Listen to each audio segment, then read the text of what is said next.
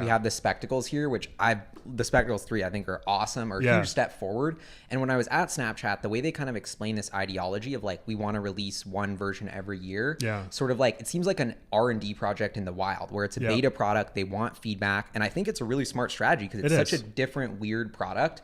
Putting it out there in the wild and getting people used to it seems like kind of a better way to move into it versus Apple is trying to do it Apple style, just like drop the ball and then it changes the game. You know, Snap's easing into it. So how do you think about those kind of? Yeah, well, that is what Snap is doing now. They kind of had to had their ego taken down a notch first to like get to that approach of R&D in the wild. If we all remember with the first Spectacles, they actually over-ordered. But didn't they reorder because it was selling really well? Yes. So what happened? Because of the vending machine thing they did, which was really brilliant marketing, where they dropped these yellow vending machines. The lines for them were insane. They thought demand was just going to continue, so they ordered millions of these devices thinking they would sell them.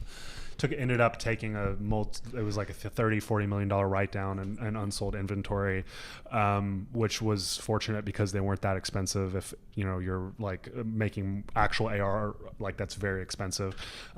So after that, I think and they've had quite a few like executive turnovers in the hardware group since then. So now I think they've gotten the approach of we are going to iterate in the wild, and they kind of have to do these smaller releases. Like this is a very like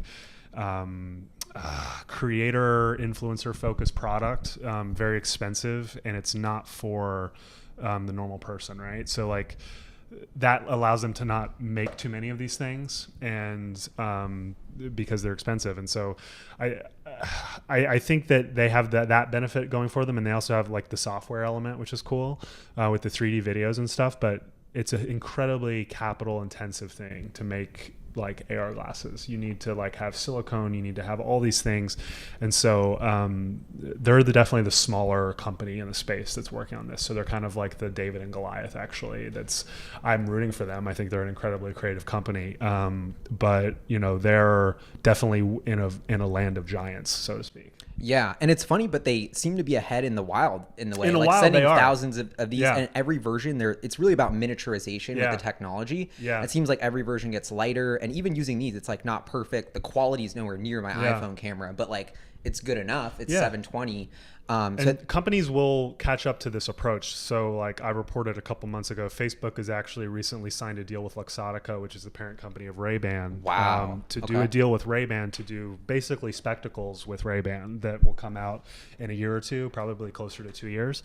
And what they want to do with that is test the thesis of, are people willing to wear a Facebook device on their face, which like, you know, us and people watching this are probably not, but like maybe normal people are who aren't like tech enthusiasts. And so they're going to be forward-facing cameras, sync with an app, that sort of thing, very similar to this.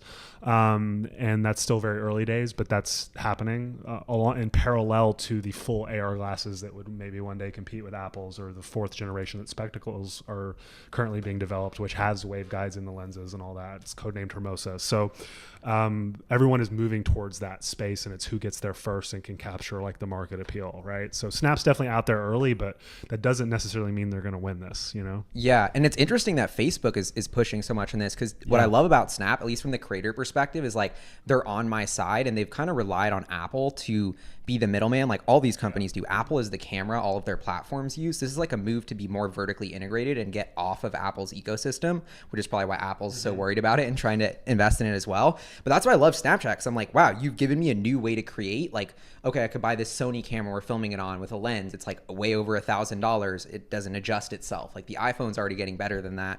And this to me is like a way better innovation because I don't have to use my hands. Like it's a different way of filming. It's a different perspective. It's a different category of camera than kind of exists. And as a creator, it makes making content so much more easy and fun. So I feel like Snap has been in a weird way like on my side versus Instagram and Facebook.